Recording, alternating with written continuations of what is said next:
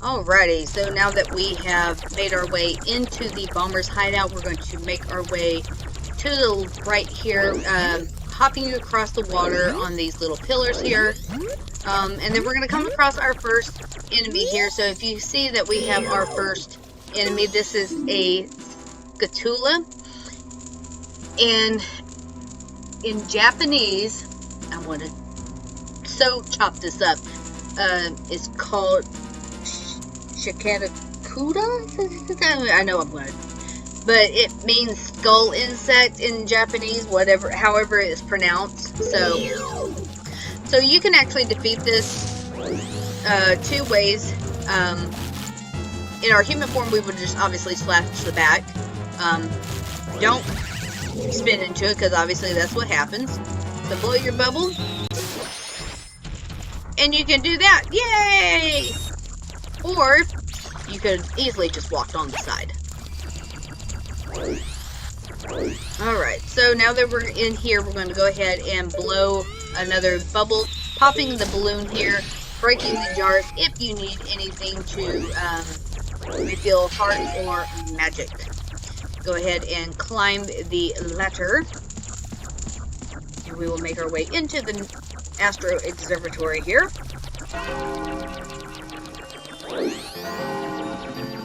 And don't worry about the time, because that will come into play in a little bit. Okay, go ahead and speak to this old chap here.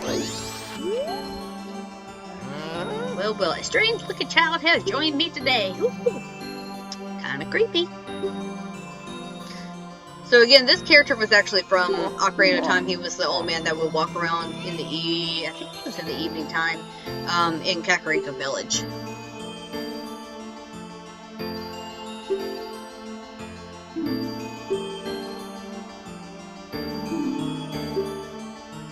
Alright, so we're gonna go ahead and look through the telescope. Go ahead and come on up and zoom into the top part of the tower, where we see the Skull Kid looking up above, and he's looking at this strange moon here. So this moon, per each day, will actually get bigger and bigger and bigger, until it basically will come crashing down.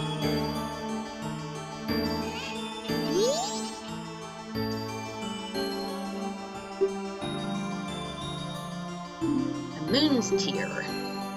Alright, so we're gonna go get that Moon's Tear that happened to fall down. So he's basically questioned, how did the Skull Kid actually get on top of the not the Astro Observatory, blah blah blah, on top of the clock tower, because the only time the door actually opens is at the eve of the carnival. So the only other way that he could have gotten up there would be he levitated. Alright, so from here we're going to make our way back to the center portion of Clock Town. If I can get myself out of here.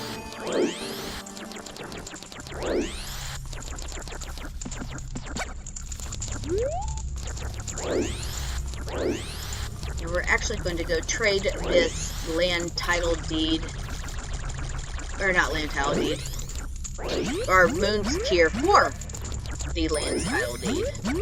I'm going to show you where to go do that. What does Tail have to say? Alright, we know where the Skull Kid is. Let's go ask around the clock tower. Maybe we'll learn something. Well, look at the time. We don't even have 3 days left.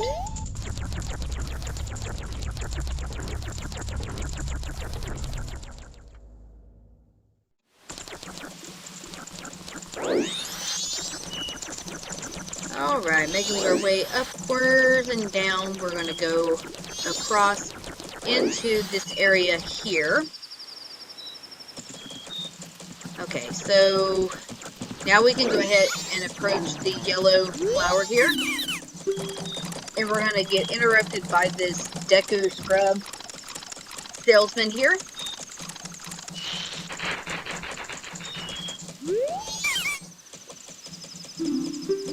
Alright, go ahead and speak to him again.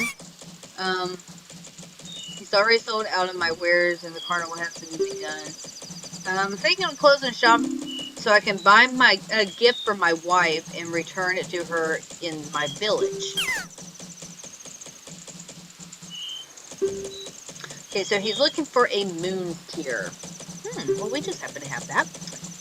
I'll give you my spot here in the Deku Flower included. Okay, so the trading sequence here is a little bit different versus what it is in Ocarina of Time. So in Ocarina of Time, when you were doing a trading sequence of some sort, you would just automatically whip out that item and it would automatically kick you into the next section of the trading sequence. Here, you actually have to speak to the character, and then you're going to give this option to press start to open the screen.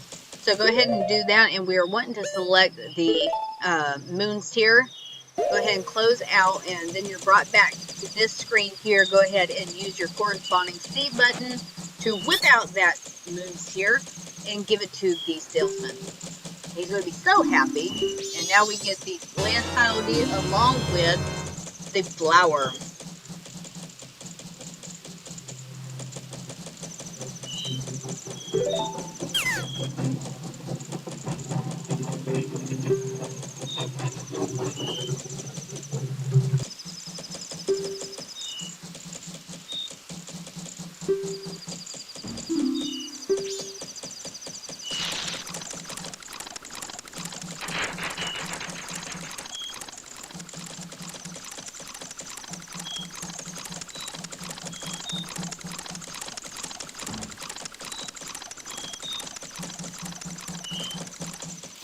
Alright, so now that we actually have this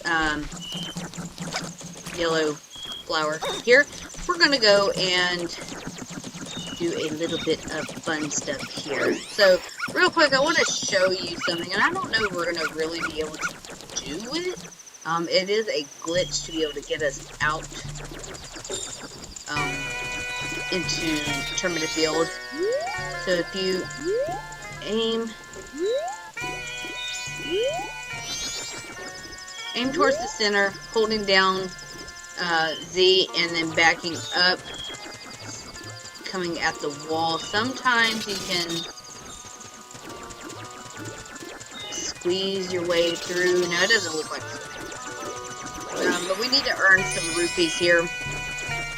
So that would be one way if you could glitch the game into letting you out, and obviously it's not going to allow me to.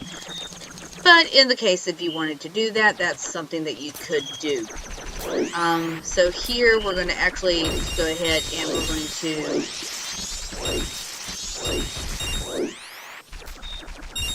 earn some rupees by spinning into the bushes. Yay. Alright, so I'm going to earn a bit of rupees, and I will be right back. Okay, so to show you that I was actually able to glitch the game. So here we're actually out in Terminator Field, not going to be able to see too much. There are no enemies out here, and I'm going to assume because that you can't actually, you're not really supposed to be out here, so in that case, we're just going to go ahead and make ourselves, get us some rupees here, and I'm going to show you how I actually did it here momentarily. And it's fairly easy once I was able to kind of get the general gist of it. It doesn't look like there's too many. There we go.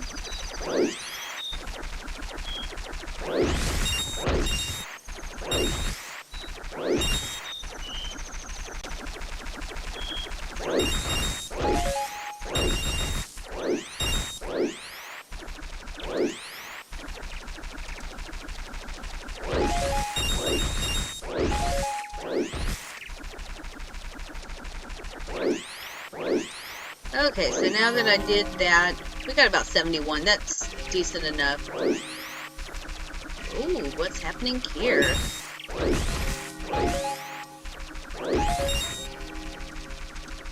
Alright, so at each day that you can see that when it's starting to count down on the clock, that's what ends up happening.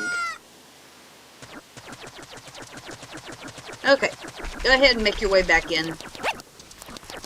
So let me kind of show you what I did. Okay, so facing at an angle. You see that window right there? So I Z targeted towards the window and started backing up, and he slowly just let me out. So you can do that up until the third day if you wanted just to sit there and collect rupees, which I think that's what I'm going to do. So guys, I will see y'all here momentarily. Actually, no, hold on. Hold that thought, folks. We're going to go do something else real quick. So we come on to the west side, or west clock town here. We're actually going to go talk to the banker.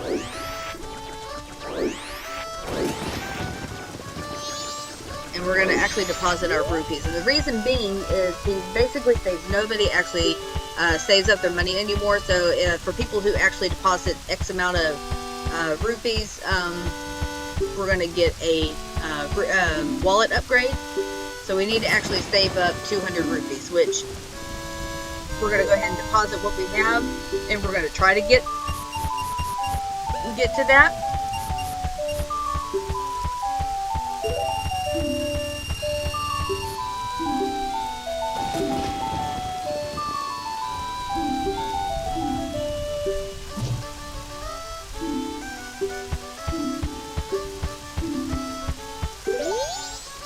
Alright, so from here I'm going to go ahead and gather just a bit more rupees, and I will be right back.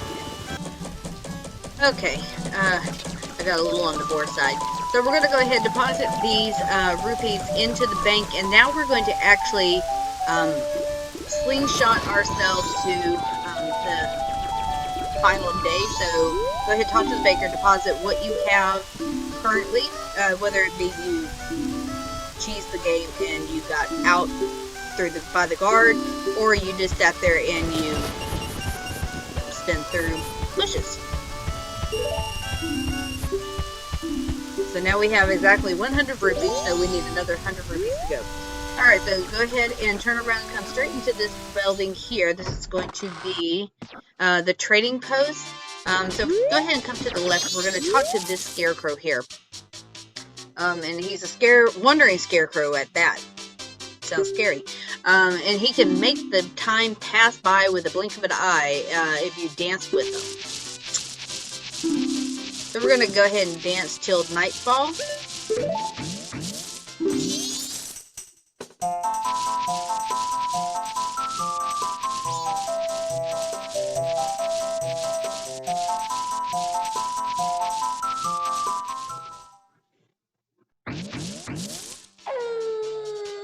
And we're going to do that up until we hit the the night of the final day.